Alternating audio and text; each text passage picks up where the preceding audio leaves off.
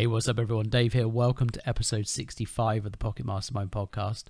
On today's episode, I am talking to Tony Loyd about his transition from senior corporate role to pursuing a life of more meaning and more purpose. Tony is a TEDx speaker. He's also a fellow podcaster, and he helps people now social entrepreneurs to find their purpose and help them to have the impact that they want to have in the world. We also talk about how you can find your purpose, how you can find your meaning, and how you can get started in having your own impact. So if that's something you're interested in pursuing, and I know a growing number of people do want to have more impact, more meaning, then I think you're going to get a lot out of this conversation. Tony's very knowledgeable and been on a great journey and spoken to many different people in this field, so I think you get a lot out of it. Remember, if you do enjoy this episode, please remember to subscribe, to leave us a comment, and to share with your friends, because it really helps us to reach more people. And with that, let's get on with the show.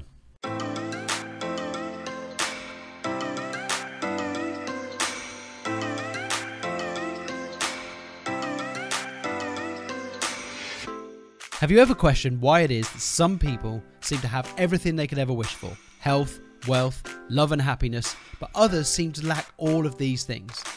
Why is it the small minority manage to achieve greatness, but the vast majority fail to reach even beyond mediocrity? What are this small minority doing differently to everybody else? It can't just be down to circumstance. Billionaires rise out of poverty.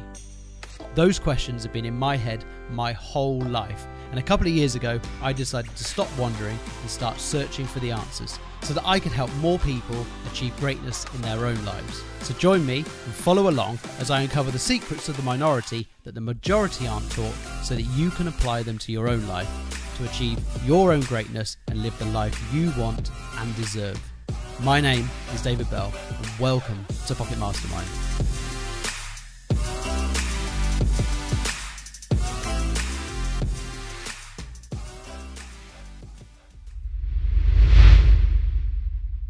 Tony, welcome to the Pocket Mastermind podcast. How are you today? I'm great. Thanks for having me, David. Oh, well, you're more than welcome. I've been we've just been talking a bit before we started recording this, and I've been really excited about having this conversation because your story very much resonates with me, and your mission very much resonates with me, and the whole thing behind Pocket Mastermind and finding purpose and meaning and fulfillment in life. So let's start really with your own journey, because a bit like me, you've come from a corporate background, and that you've gone through a period of transition, I guess I would call it, to doing what you're doing now. So talk a bit about what you do now, and then what led you to be doing that. Right.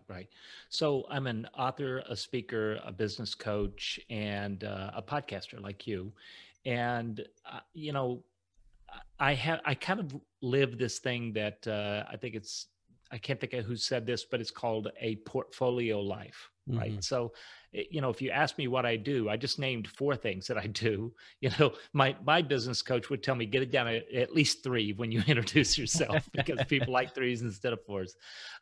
But yeah, a lot of what happens is, like you, I'm kind of putting people in the funnel, right? So they come along and they find me either through my book, or they'll find me through my website, or they'll find me through the podcasts that I produce. And they'll just sort of become interested, because everything I talk about being a change maker, right? Mm-hmm. That we can go from idea to innovation to impact. And I'm all about the impact. I care most about the impact. But there's this chasm sort of from the idea to creating a new innovation to creating the impact. And so that's where I help people, right? I help people who are, maybe they're frozen and frustrated because they have this giant idea and they're trying to figure out how to get this thing off the ground, or they've launched some kind of new innovation and they're just like trying to get the legs under it and get this thing moving, or they've got the innovation going, but they aren't quite getting the impact that they want to have. So I almost picture a bridge from that idea to the innovation to the impact.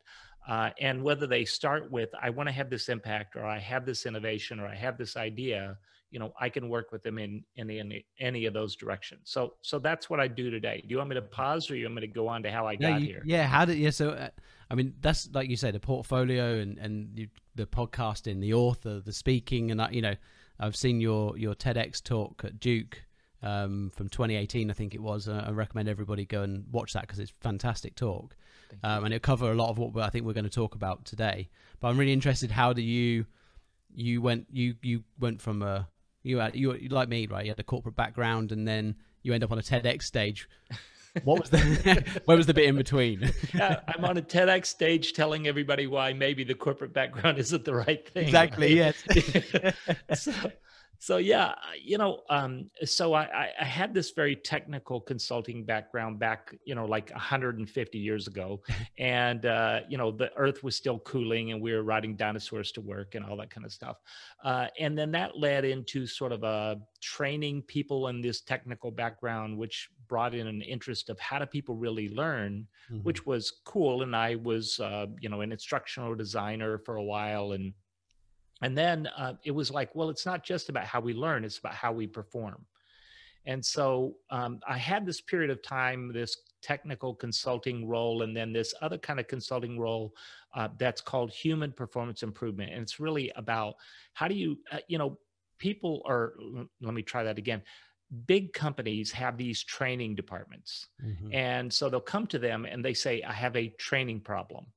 And so the training department will put on a training program, right? But does that really improve performance? So I got really interested in how do you improve human performance? And I was helping major corporations to transition from, thinking of their training department as training to thinking of them as a human performance improvement organization. And how do you make that transition? And then I was doing that kind of work with John Deere, who is they're a global manufacturing, agriculture, construction, consumer products. And so, fantastic, amazing organization. They recruited me in as an employee, which, honestly, at first, David, I wasn't even sure I wanted to come out of the cold, right? Do you really, when you're running your own shop, you're running your own shop. And if you want to be at, a restaurant at Thursday at 2, then that's where you're at, as opposed to in this meeting where you're deciding what kind of meetings you need, right? And but I did go in with John Deere, and it was a great beginning of a new chapter of my career. And so I went from manager to director. I went to another company where I was a global head of learning and development. I went to another company where I was a director of leadership development. And then eventually I was a vice president of organization and team effectiveness. So how do you create a more efficient organization? How do you create more effective teams? And but as I rose up through the ranks from manager to director to vice president, the closer you get to the top, the phrase is, you get to see how the sausage is made. So, you start saying, we're making these choices and trade-offs. And every time there's a trade-off between shareholders, the people who own shares of the company, and everybody else, the shareholders always win. Yes. And so I began to wonder, is that really a sustainable business model? And I recognized that a lot of those shareholder only decisions weren't in alignment with my personal values. So, one of the things, and David, you have this corporate background, so you understand this. One of the things that happens is the higher up you go in an organization, the more of your compensation is tied to your bonus. It's not just your base compensation. That's just pocket change, but the bonus can be huge. Yes. And they often have this thing called a waterfall or a cascading bonus, where you're 3 years out. So you've earned the bonus, but you don't collect it unless you're still there 3 years later. And so when you're at that level and you walk away from an organization, you are walking away from a chunk of change. But eventually I had to. I just said, this isn't what I'm supposed to be here on earth to do. And so I have to go do something else. And I left my corporate job. I gave them literally a 2-day notice. I said, today Wow. I am leaving.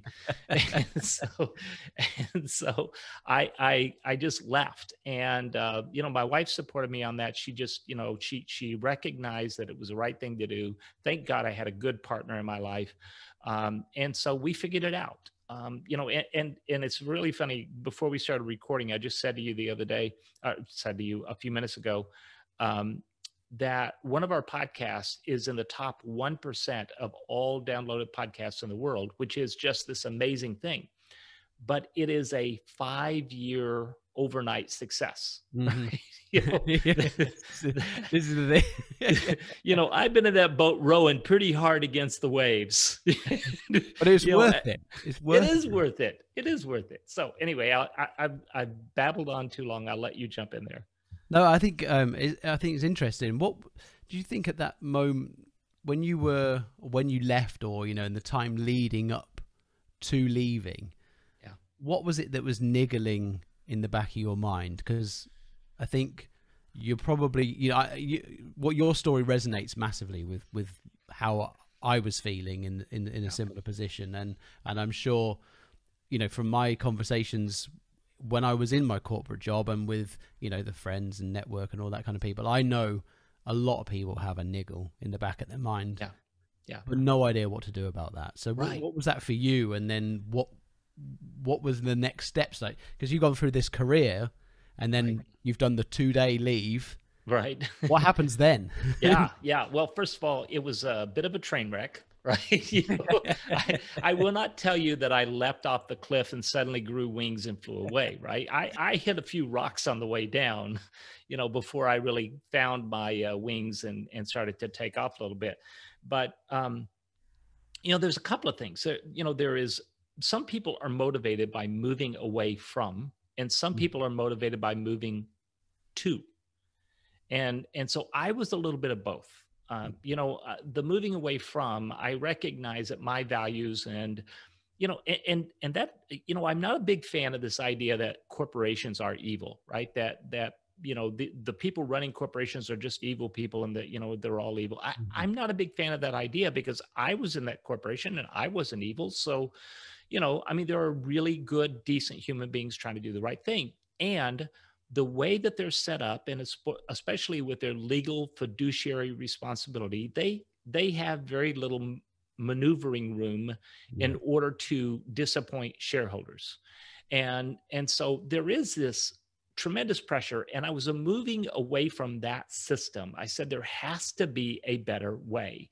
And I was moving toward an idea called social entrepreneurship. And so social entrepreneurship, it's interesting that phrase is used in different ways in different countries.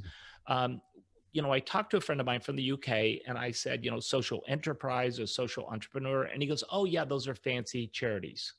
It's like, well, that's not exactly how I think about it, right? So they make $1 in support of making a difference. They make money in support of their mission. And so that was a really interesting idea for me. And I began to pursue that pathway of how do we sell something or share something or staff or source in a way that our business model will help us to generate revenue that then has this social impact. And so I was very intrigued by this idea and I went to pursue it and sort of have built a career around that.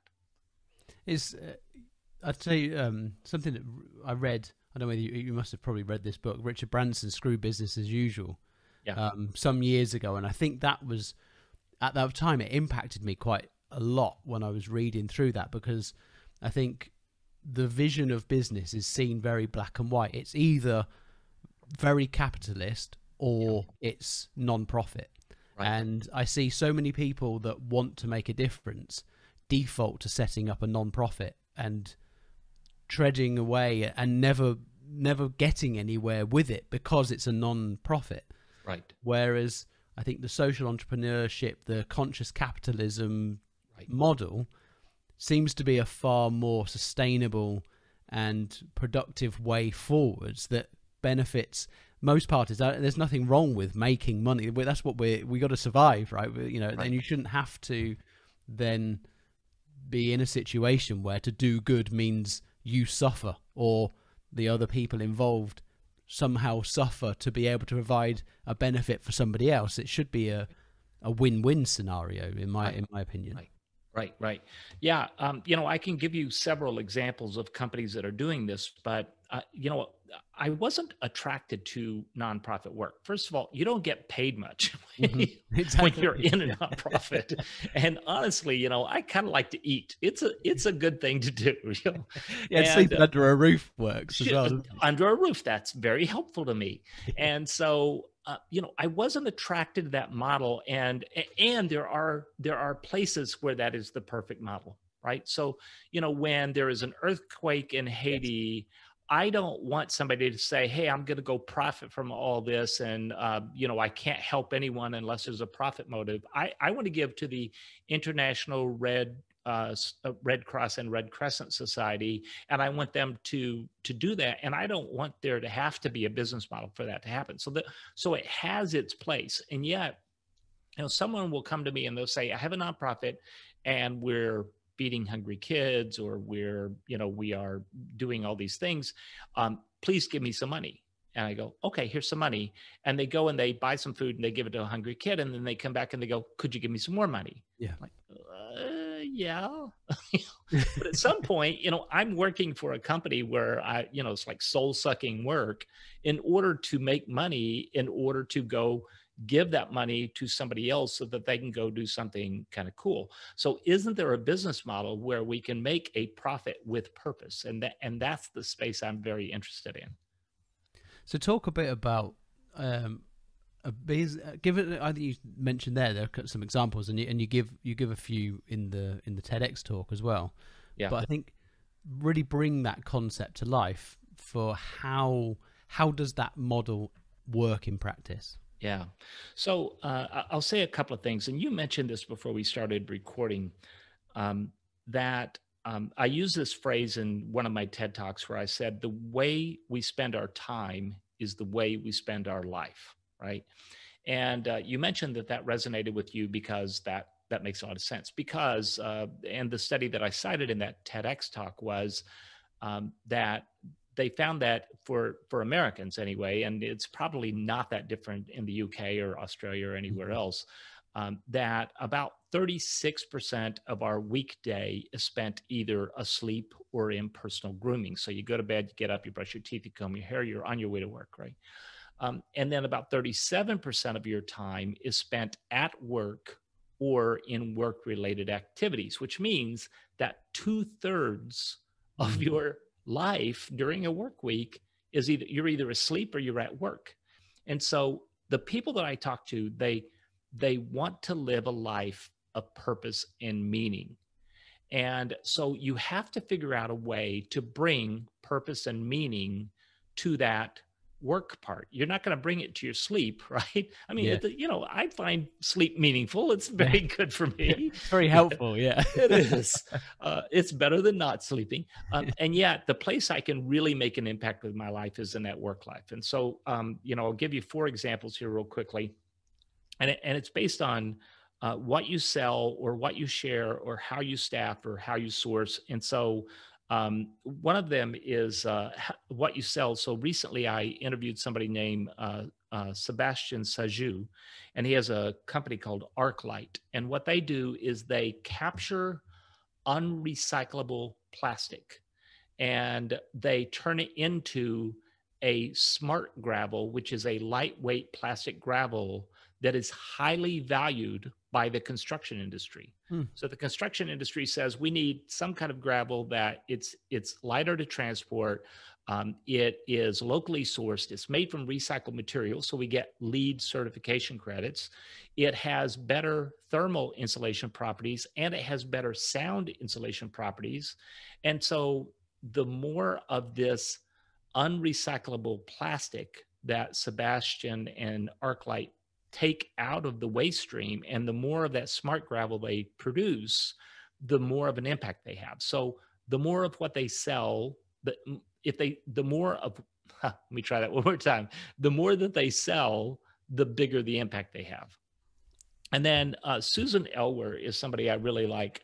She has a company called Spoonful Apparel, and Susan was a preschool teacher, and she was in a classroom, and one of the other teachers pulled her aside, and she said, "You see that little boy over there? We just finished the first quarter of school, and he has not eaten lunch one time." And so Susan was just really moved by that. And so she went, and first thing she did was she went home and made a sandwich, right? Because, let's feed a kid. But it's like that nonprofit model. I go home, I make a sandwich, I give it to a kid. I go home, I make a sandwich, I give it to a kid.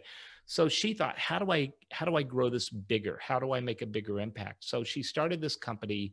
It's called Spoonful Apparel, and they have these T-shirts with inspirational slogans.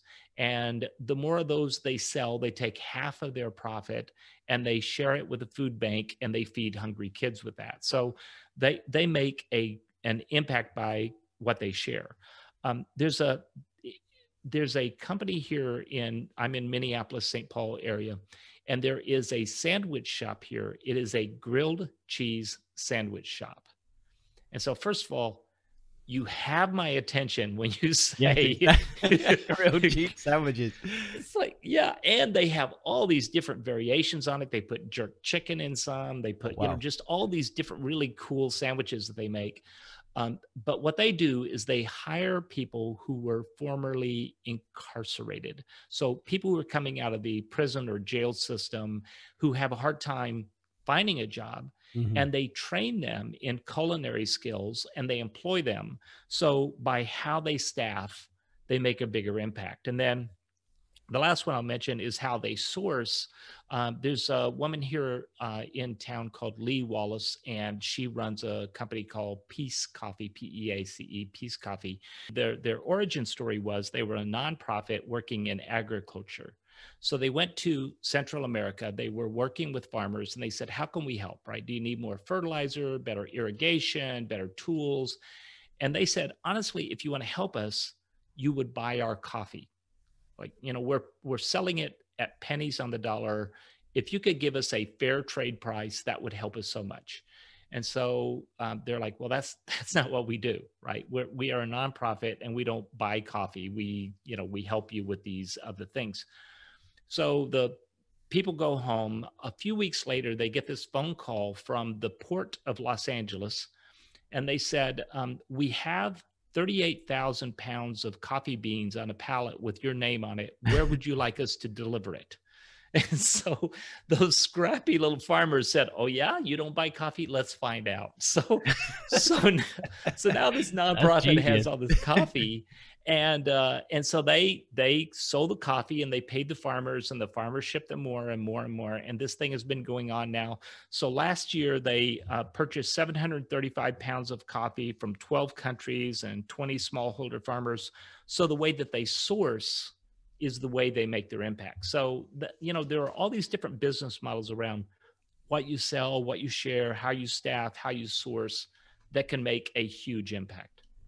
I think that's they're very good examples, because I think, I don't know whether it's it's conditioning, because the way we see as giving back generally is some kind of donation, right, rather than a business model. And I think for when a lot of people think about social entrepreneurism, and like we talked about previously, it becomes around non-profit, which means giving some kind of donation to sustain some kind of effort, rather than necessarily how products are sourced, or who benefits from the sale of those products, and how, or is there an environmental and a human benefit. There's so many different ways of creating, as the word you use quite a lot is impact.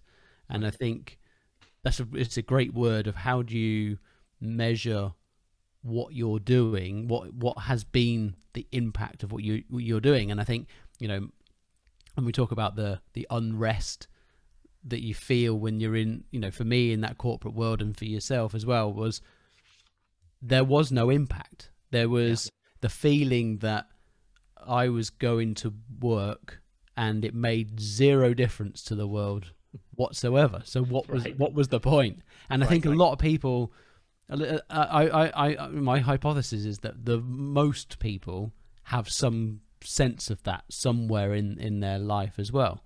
You know, Right. most corporate jobs, let's face it, are not particularly fun or fulfilling, and we end up in them through some route or other, right? So it's not, most people are not in a job where when they were a kid, someone said, "Hey, what do you want to be when you grow up?" and they named the job they're doing, right? Right. Right. So the question for you really is like, what's the starting point if you're in that position? Like, you know, you took the leap of faith and went and learned. Is the, you know, how, if someone's in that position now, what would your advice be to them as a way to start understanding, you know, what they, how in their own mind, what they want to achieve or what they want to do, and start making steps towards creating more fulfillment? Right. Right. So I would start with, what is the thing in the world that breaks your heart? Right. So what is the thing that calls to you? And it could be not just breaks your heart, it could be something that inspires you. Right. Mm-hmm. So you might look at kiva.org, or you might look at Warby Parker, who makes, they sell glasses, or, prescription glasses. And when you buy some, then somebody in another country gets prescription glasses. And so there are all these different business models that are out there. So maybe you're inspired by something, or maybe it's something that breaks your heart. Maybe it's homeless youth in your neighborhood. There's a guy named Julius Ibrahim who is in London. He has Second Shot Coffee.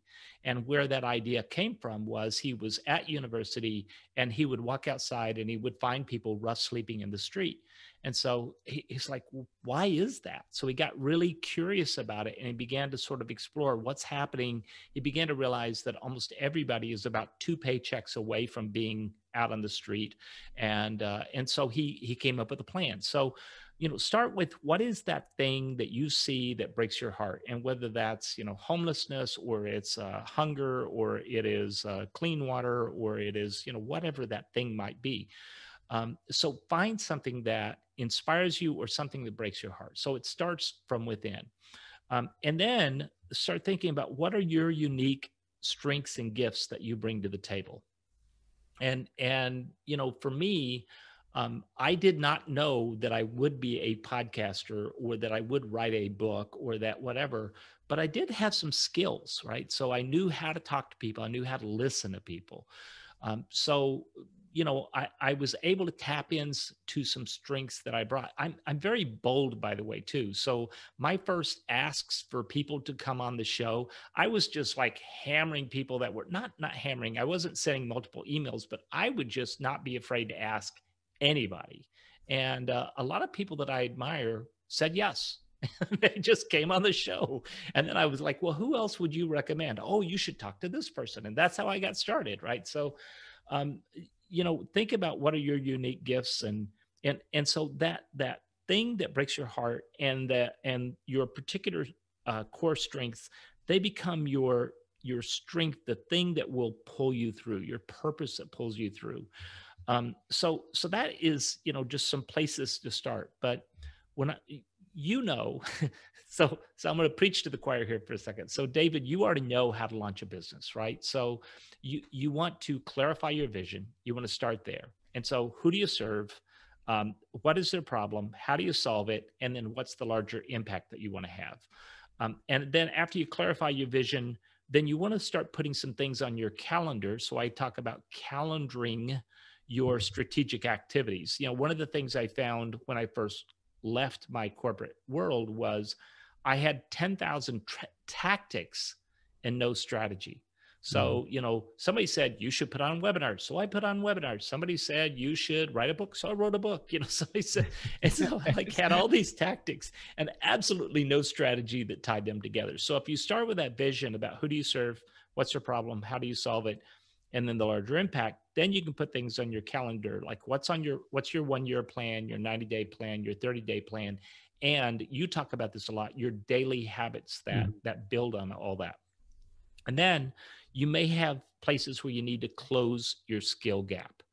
And to close your skill gap, you can do it one of two things. You could figure out how to gain some skills. I knew nothing about website building and all that other stuff when I first launched. So you can close your skill gap by learning things, or you can close your skill gaps by figuring out what you need to outsource, or you can close your skill gap to say, do I need a partner? Maybe, I'm strong at marketing. Maybe I need a technical co-founder. Maybe I need something else. So finding either, within yourself, within the marketplace, or within a partner, another set of skills to help you close the gap. And then creating an optimized environment. So I talk to people about not just their physical environment, which is important. If you aren't set up for success physically, you're not going to make it. But then also your people environment. Who are you hanging out with? You are the average of the 5 people you hang out with the most, right? And your ideas environment. And you talk about this a lot too, about what are you reading right now? Where are you getting your information? Are you getting up in the morning and doom scrolling your way through Twitter, or are you feeding your mind, right? And then curating a masterful mindset, because success is an inside job. It's the inner work that matters the most. 90% of success is inner work. So those are the main things. Clarify your vision, calendar your strategic action, close your skill gaps, create an optimized environment, and curate a masterful mindset. Beautifully put. Absolutely. Yeah, I completely.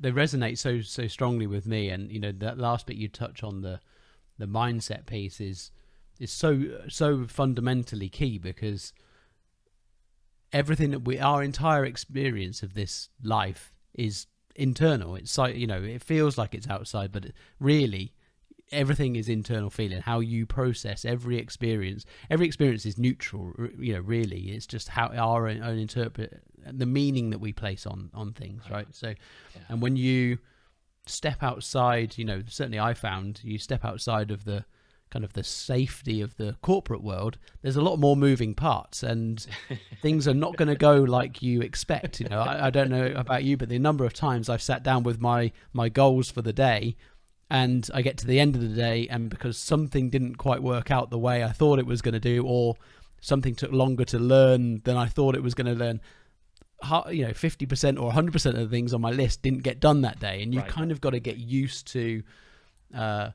expecting things not to work out quite the way you think they will, and also learn and adapt of how you then plan going forwards. I've been a big proponent of kind of planning for quite some time. Since reading Napoleon Hill, Think and Grow Rich was the thing that really kind of changed the way I approached my life. Right. And that's what really inspired me to really to try and help other people. The things I really found, the things that hold most of us back or put us into a position, the guy you said about in London, where most people are 2 paychecks away from homelessness, is because we're not taught the skills, and we're not very good at going out and finding the skills for ourselves of how do we manage money, how do we manage our feelings and our emotions, because all of this is fundamental. How do we even set goals? Most people that I found over and over again in my corporate world, when people that worked for me, I'd say, what do you want to achieve next? And they say, well, it depends what the opportunities are. And I realized that most of us don't have any form of plan whatsoever. So for me, this mission has all been about how do you help people change, change their mindset, open the vision to what's possible. And I think in this conversation in particular really, really links in, because I think that feeling of I'm not delivering a purpose, I'm not delivering a fulfillment. There's no reason to it, but the alternative is another job where the likely to be another outcome. And I think shining a light on actually social entrepreneurialism or conscious, and you don't even actually have to be the social entrepreneur, right? You could go and work for an organization that has that mission. And I think that's an important part to realize, because not everyone listening to this right now has a burning desire to go on the entrepreneurial journey, because it's not easy, right? So it's certainly, you might want to edge your way into it. Is what I'd say. In the old days, the old cartographers would put on the edge of the map where they didn't know what else was out there. They would say, there be dragons, right? And sometimes where we don't know what we're going to run into, it's kind of like that. It is. Some of the people I have interviewed, and you've probably heard this too, they have had some harrowing stories of just near death experiences Mhm. on their entrepreneurial journey. And one CEO told me, he said, my job is to spot and to deal with the next existential crisis that's coming into my company, because there's something out there that's going to try to kill us.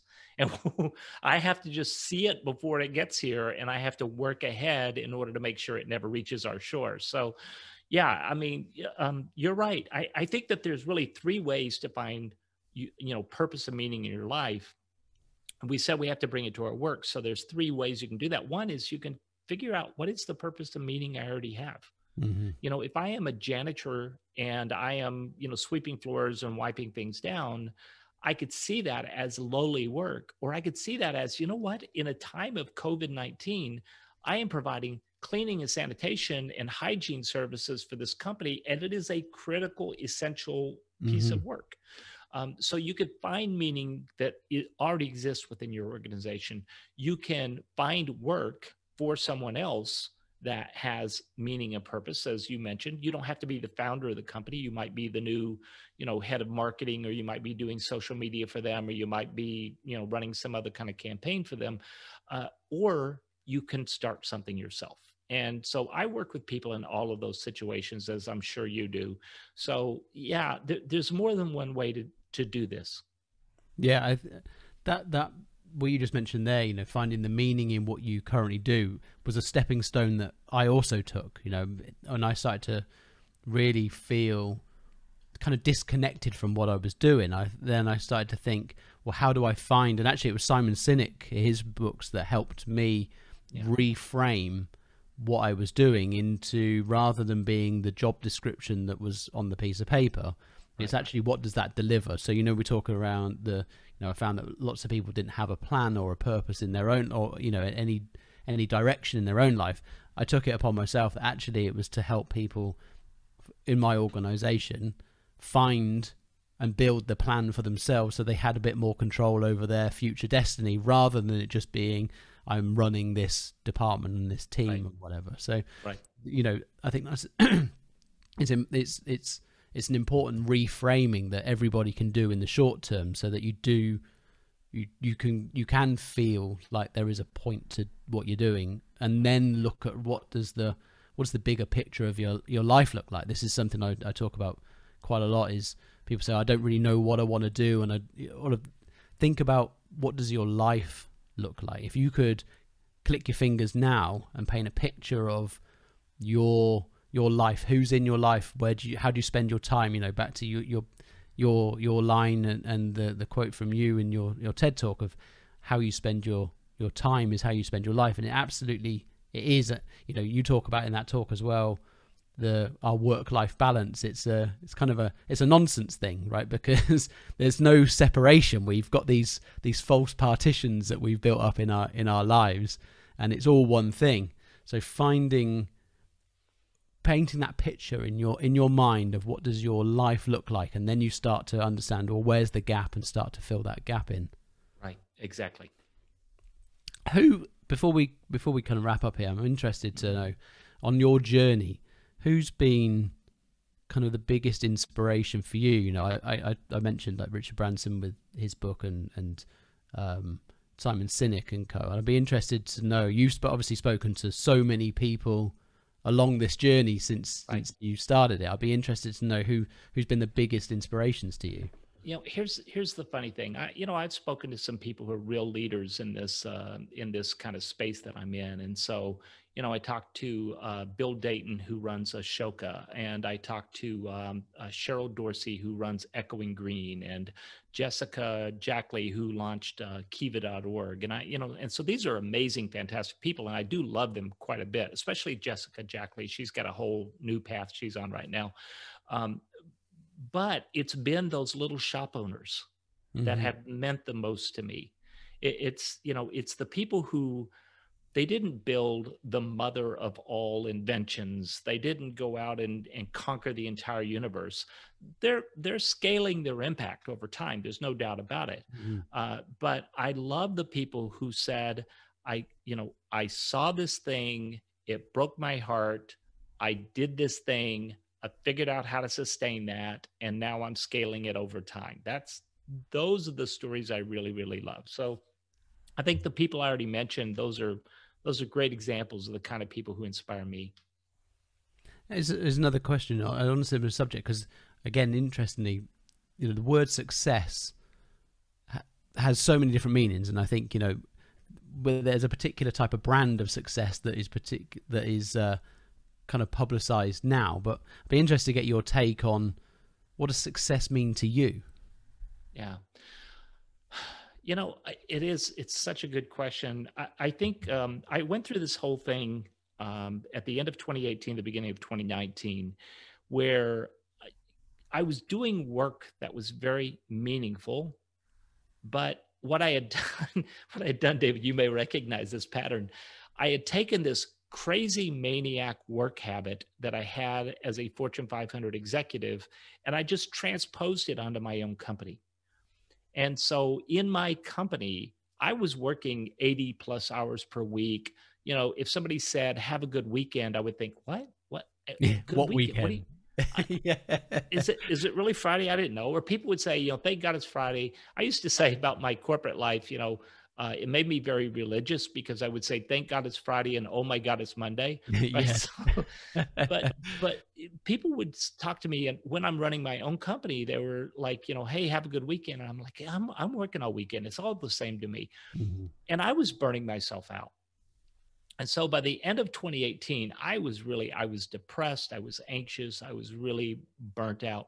And I had this false idea in my head, by working on something meaningful, it would sustain me over time. And it's a false idea.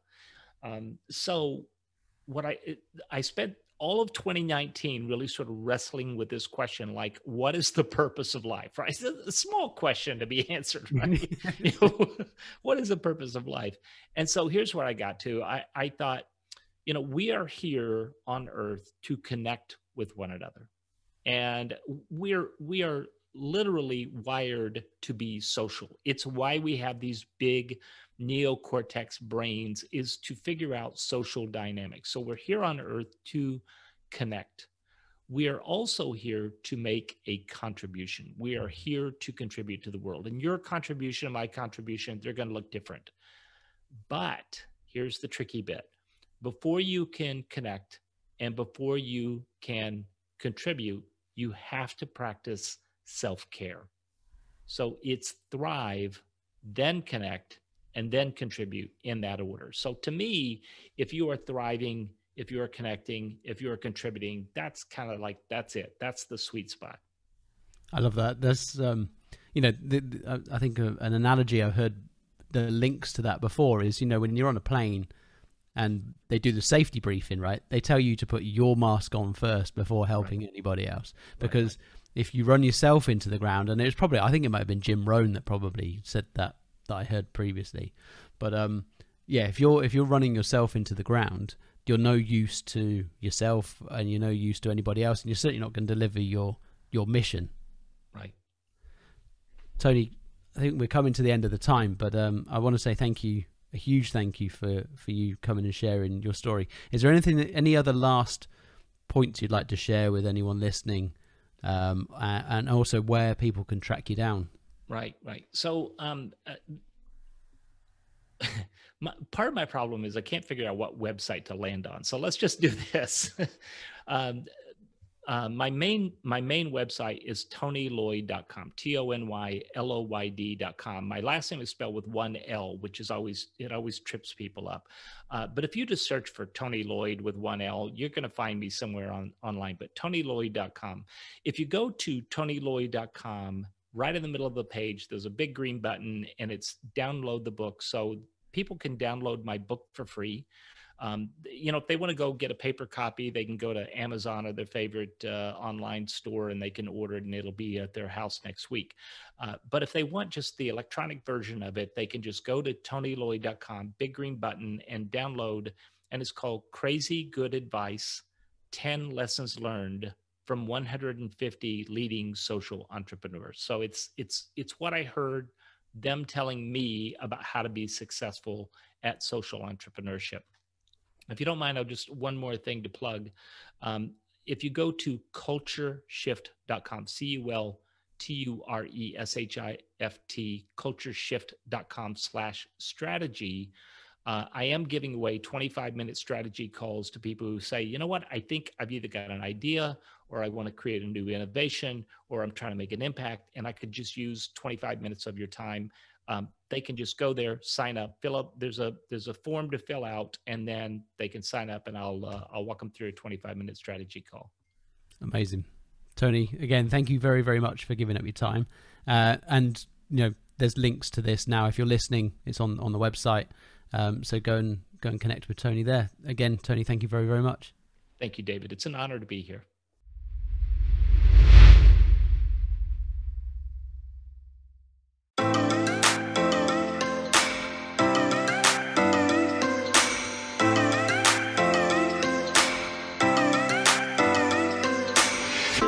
Thank you so much for listening to this conversation. If you enjoyed it and you'd like to hear more similar episodes, head over to pocketmastermind.com, where you'll also find the links mentioned in this conversation. And if you haven't done so already, please leave us a review. It will really help us to get our message out and let more people know about these episodes. So leave us a review, leave us a rating, hit the subscribe button, and please share with your friends. Until next time, thank you again for listening.